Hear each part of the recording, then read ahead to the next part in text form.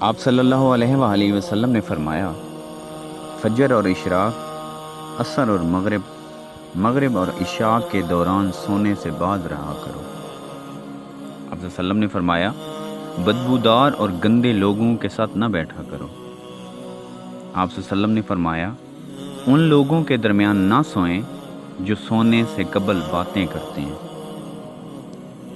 تم بائیں ہاتھ سے نہ کھاؤ، منہ سے کھانا نکال کر نہ کھاؤ۔ آپ صلی اللہ علیہ وسلم نے فرمایا، اپنے کھانے پر اداس نہ ہوا کر، یہ عادت ہمارے اندر ناشکری پیدا کرتی ہے۔ آپ صلی اللہ علیہ وسلم نے فرمایا، گرم کھانے کو پھونک سے ٹھنڈا نہ کرو، اندھیرے میں مت کھاؤ، کھانے کو سونگھا نہ کرو، کھانے کو سونگھنا بد تہذیبی ہوتی ہے۔ آپ صلی اللہ علیہ وسلم نے فرمایا، منہ بھر کے نہ کھاؤ، ہاتھ کے کڑاکے نہ نکالا کرو۔ آپ صلی اللہ علیہ وسلم نے فرمایا، جوتے پہننے سے قبل اسے جھاڑ لیا کرو۔ آپ صلی اللہ علیہ وسلم نے فرمایا، نماز کے دوران آسمان کی طرف نہ دیکھو، رفع حاجت کی جگہ میں مت تھوکو، لکڑی کے کوئلے سے دانت صاف نہ کرو، اپنے دانتوں سے سخت چیز مت توڑا کرو،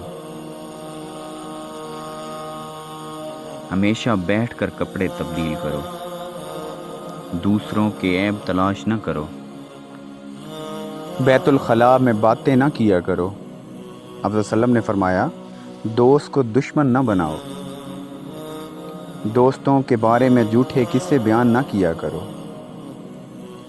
ٹھہر کر صاف بولا کرو تاکہ بات دوسرے پوری طرح سمجھ جائیں،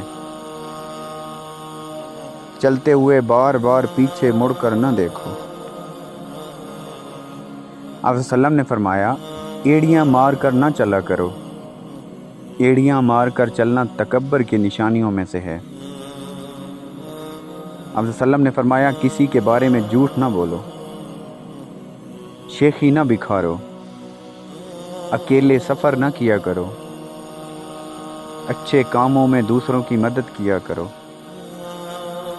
فیصلے سے قبل مشورہ ضرور کیا کرو، اور مشورہ ہمیشہ سمجھدار کی بجائے تجربہ کار شخص سے کرنا چاہیے۔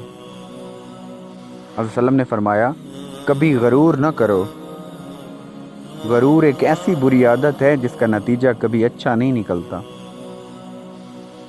گداگروں کا پیچھا نہ کیا کرو، غربت میں صبر کیا کرو، مہمان کی کھلے دل سے خدمت کرو، یہ عادت ہماری شخصیت میں کشش پیدا کر دیتی ہے۔ آپ صلی اللہ علیہ وسلم نے فرمایا، برا کرنے والوں کے ساتھ ہمیشہ نیکی کرو۔ آپ صلی اللہ علیہ وسلم نے فرمایا، اللہ پاک نے جو دیا ہے اس پر خوش رہو، زیادہ نہ سویا کرو، زیادہ نیند برداشت کو کمزور کر دیتی ہے۔ آپ صلی اللہ علیہ وسلم نے فرمایا، اقامت اور اذان کے درمیان گفتگو نہ کیا کرو، اپنی خامیوں پر غور کیا کرو اور توبہ کیا کرو،